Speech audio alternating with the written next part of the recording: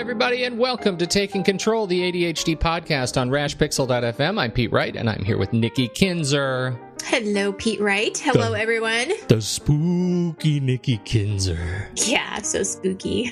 It's a weird day, right? I mean, we're recording this, so by the time you hear this, the weekend will have passed, but we're recording this before the weekend, so it's October 30th, and because there's no school tomorrow, we get 2 Halloween days here in the United States. Yes. And it's weird. Yes, my kids were dressed up. What did they do? What did they go as?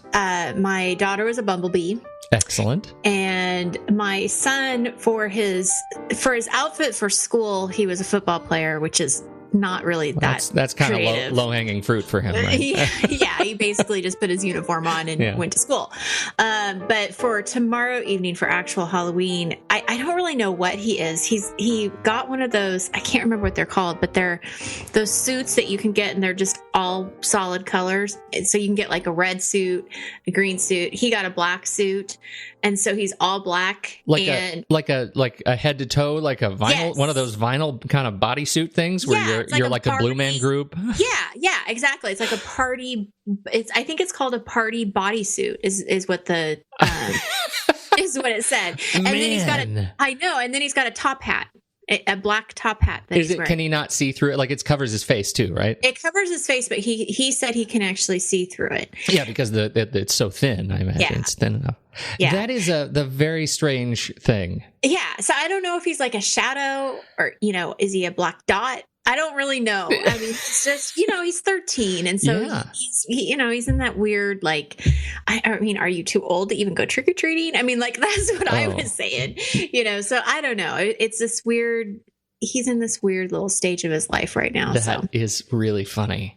So we wanted to put those, those lights that are fluorescent, and they kind of, you can dance and then you look like, yeah. Talking about? It's kind of like glow sticks, but they're like the luminescent dots you can put on, like strings that you can put on yourself. So I thought that would be like a really good safety measure for him.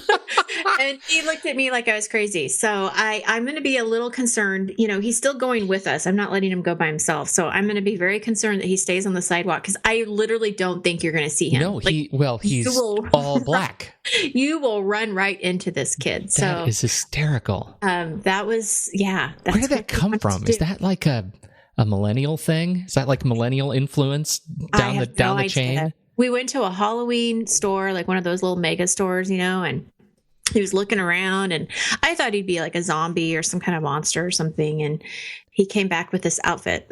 Yeah. And a top hat. He looks really good in the top hat, though. I got to give him crazy. That's really funny. Yeah. What about your kids? My daughter's also 13, and she manufactured a very cool spider outfit. Costume, and she's wearing like a ski cap, and she put like 400 googly eyeballs on it. Cool. And she's wearing just like a fitted kind of running black like running top, right? And she has strung arms underneath it, and the arms are connected to her arms, so when she like moves her arms, all the arms move together, and it's very cool. She is also in all black, is an all black spider. So I didn't even think about, now I do want to string her with lights. And I think it would actually be very cool to string her with lights. But my son is Ron Weasley. Who's Ron Weasley? Ron Weasley from Who's Ron Weasley? Nikki. I have no idea. From Harry Potter, Harry's best friend. Oh, yeah. See, I've never read the book. Stop, don't talk. Don't stop. No, just stop talking. Sorry. We can't have this conversation. I'm pretending I never heard it. Nikki is a huge fan of Harry Potter and has read all the books and seen all the movies. There, we're going to erase it and go back. Sorry. That was close. Anyway. I haven't seen Star Wars either.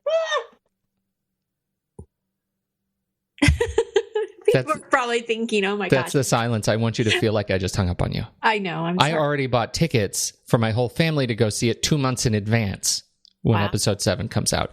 Wow. You have shamed yourself in this podcast. You don't need any help from me.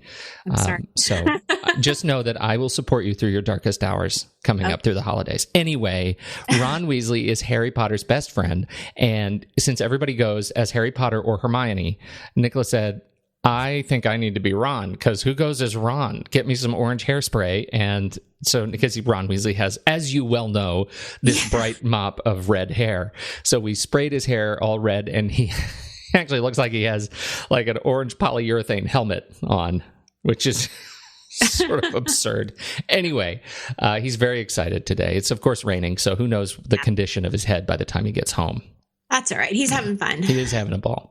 So this gets us to our conversation today. We're going to be talking about how to like the holidays again, because it is, by the time this episode goes live and you're listening to it, that's right, Halloween is over, and we're full on into Christmas. Yeah, almost Thanksgiving and Christmas. The holidays are here. So that's what we're going to talk about today.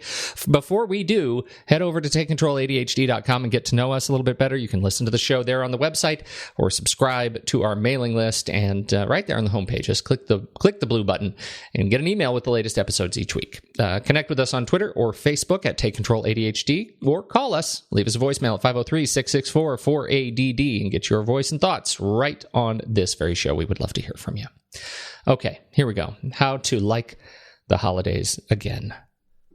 Well, and then / setting some boundaries, right? Yes. That's going to be kind of the key, I think, to liking the holidays again. Because what is our presumption there? Our presumption there is that there is a great deal of overwhelm and stress that comes with the holidays. Yeah, and pressure. I think that overwhelm, stress, pressure.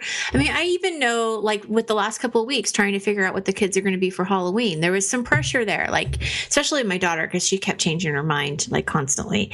But once we finally got the outfits, bought, it was like, just such a relief.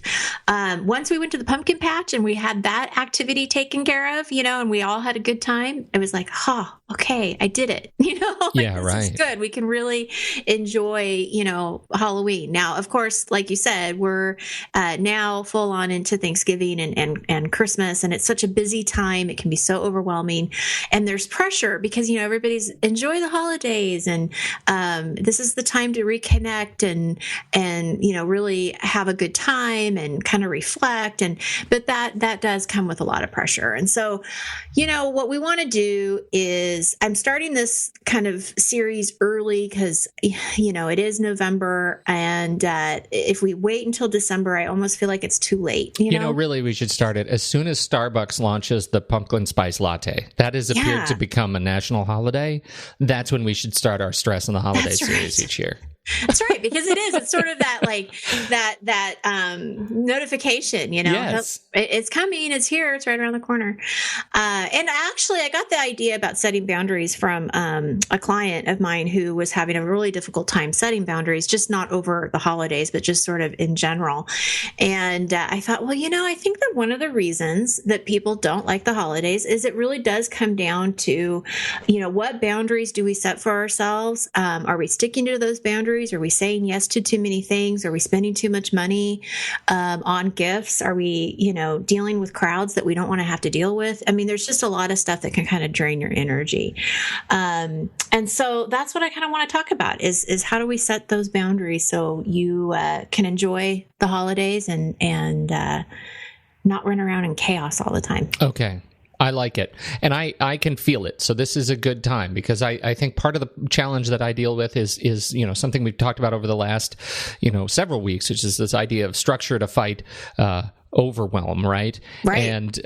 And so this whole idea of the increased stress of the season leads to that sense that, I'm just going to give up. That's the ADHD trigger is going to give up, and I'm going to end up, I always worry that I'm going to end up doing something ridiculous, like spend the month of November reorganizing my CDs that I don't even listen to anymore, right? I will just, I'll fall into the black hole of a hyperfocus project, and I will not have the energy or the strength to get out of it. To deal with the other stuff. That's right. Well, and if you think about it, the things that stress us most about the holidays, we really do have some control over, and we can eliminate some of those things. So I have some questions for people to kind of sit back and think about when you're setting boundaries around the holidays. And the first question is it's pretty obvious, but we want to sit down and just think about what is it that you like to do? What are the things that you enjoy about the holidays? And those are going to be your priorities. Those are going to be the things that you're going to want to definitely schedule in. But I think it's worth just sitting and thinking about for, a few minutes, like, what is it that you really like doing? And what don't you enjoy? And of course, those are going to be the things that we can start eliminating. Traditions, everybody has different traditions and things that they like to do. And then there's some that you dread. And so are there ways to kind of tweak some of those traditions or make them easier? We've in the past, we've talked about should, I should do this, I should do that. That's kind of a red flag word. If you're feeling, if you're saying that to yourself, you might want to sit back and think, okay, why do I feel like I have to do this? And really, what can you let go? What are the things that you can let go? I remember you and I talking about, Christmas cards like a couple of years ago about how that just seems so outdated now, right? Because of Facebook and social media. And so if that's a pressure for you, then don't do it, don't do it. Who cares? Right? Let it go. Yeah. It's that obligation, that perceived obligation. I know there are people out there that feel like if they don't hear from you at Christmas time, then the relationship is somehow, faltering. Now, I know there are people in my own family that feel that way, that when they don't get an annual letter from us, something's wrong. Yeah. And I find I can't take ownership of their stress over that. No. All I can do is love them the way I can love them. And that includes Facebook and calls and texts and those sorts of things. But sitting down and going through the prep of the postcard and the letter and the printing and all that stuff, I personally get really wrought by the idea of it. And that becomes a clogging task that impacts everything through my holiday season. Absolutely. Well, and it's just not something, if it's not fun and you don't want to do it, then don't do it, Yeah. And I think that, answering some of these questions, it's going to give you a little bit more intention for the holiday season. And so you can kind of walk into it with excitement rather than, fear or dread. And I think that when we talk about boundaries, and especially when I go back to what inspired me to talk about this in the first place, it's around time. It's boundaries around your time. And so one of the best, strategies that I have found is that before you say yes to anything, you have to kind of pause and wait before you commit to anything, and just let the person, who's ever asking you, whatever it is that they're asking you to do. I don't know yet, let me get back to you. Thank you for asking. I got to check my schedule. I mean, you've got to pause and don't just instinctively or impulsively say yes. This is so good. And I want to reflect on this because this was something that you had recommended, I think, last year. And it is probably the one thing that I have kept in my head more than any other. And throughout the rest of the year too, right? Which is just don't commit immediately. Right? You know if something is really something that you have to commit to immediately. And it's very rare when those things come across your desk. It is. And so many bad things can happen when you do that, right? You're overbooking yourself, or you're committing to things that you don't care about. And again, there's the stress, there's the overwhelm, because now you've got too much on your plate. And the other thing, or the other piece to that too, I think, is that you're not fully present to the things that you really want to be a part of, because you're just stressed out about everything else that's on your plate. And so to kind of eliminate some of that, and really to be more mindful during the holidays and to be more present, you've got to not say yes to everything. And you got to look at your calendar. We've talked about this over and over again about how important it is to look at your calendar before you say yes to anything. And does it make sense? Does it match up to your values? Is it something your family wants to do? Because it affects them too, right? It affects, a lot of different aspects. And so, I think that's important. And the other piece that I think people kind of, forget about is the downtime that they need to have during the holiday season. That, when is the time that you have where you're not going to schedule everything? Because it's really stressful to walk into a week where you have something planned every single night of that week, plus work on top of it, right? Terrible. It's awful. And so, when are the days or evenings that you want to protect where you just know that the only thing you have to do is go home? Yes. and have one or two of those evenings and mark it in your calendar and protect it, and don't schedule anything in it. I think that's going to make people feel a little bit more in control, because then they at least know that they have that to kind of regroup which can make a big difference. It's huge. And it goes back to that tip we've talked about a number of times, which is schedule all your time on your calendar, even the time that is yours, because you deserve to own your time. And that calendar is a reflection of your ownership of your time. That's right. Well, and in my next point really falls into that, because it's the self-care. It's also remembering to make your exercise appointments that hopefully at this point you've already put into your schedule, right? But that's the thing, is making sure you're paying attention to your self-care, because as we've talked about with overwhelm, part of becoming overwhelmed, or I guess the consequence to that, is everything's going to feel worse if you're not taking care of yourself. So we got to remember that this is a priority. And we got to protect that time too, and really pay attention to your exercise, your nutrition, how you're feeding yourself, how you're sleeping. All of those things are going to really they're going to matter, I guess is what I'm trying to say. On liking the holidays again, it's all going to make a difference. The other thing that you kind of started talking about was that there's people waiting for this letter, and that can put some shame on you. Like, God. Guilt. Amen. Like I need to be doing it this way, or I need to make sure that I have Christmas at this person's house, and how do I do it all? And that's hard. And so I think it's a matter of listening to what you're saying to yourself, and knowing that you probably are or may disappoint some people. And so how are you going to deal with that? How are you going to respond? Are you going to not respond? But kind of think it through a little bit, but then at the same time, be okay that you're doing what you need to do for yourself, for your own mental health, and for your family. And, you can try to explain it to them. If it doesn't work, that's okay. I mean, you're still doing what's right for you. And I think that's important.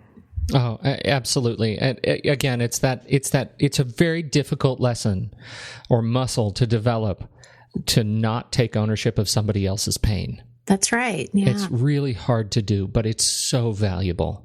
Yeah. So, this is like everything. When I think about it, when we get people who just love writing absurdly mean comments about work that we create, or podcast episodes, or, comment on stuff that is out of our control, and take real joy in trying to bring other people down by getting it off their chest. How important is it that we not take ownership of their pain? Of somebody else's trigger, because that becomes a debilitating force. And a huge weight, and you can't carry that, especially during the holidays. No, there's other things that you can focus on that is a lot more positive. Yeah, right. For sure. Right. So next week, I want to kind of dive into a little bit more of the anxiety that's around the holidays. And I know one of the areas that I get really anxious about is money. So we're going to talk about that next week. And we've got some other things I want to touch on that's more about the anxiety in the holidays. So it's sort of like part 2 of this, know. Excellent. Well, and I think that's really important to get into some of the practical tools that you use, or you work with when you're coaching folks. What are the practical tools that they use every day to kind of help them keep that framework? That's what I'm really interested in, looking at some of those practices. What are the practices that I can take into my daily, weekly, monthly life over the next 2 months to get me through to January 3rd? You know what I mean? Yeah, that's right. That's what I'm looking forward to. Yeah, excellent. Good stuff. Thank you very much, Nikki Kinzer. Thank you all for downloading and listening to the show. Once again, Take Control ADHD. Join the mailing list. Get access to all these great resources that Nikki has created. And we will see you next week on Taking Control, the ADHD podcast.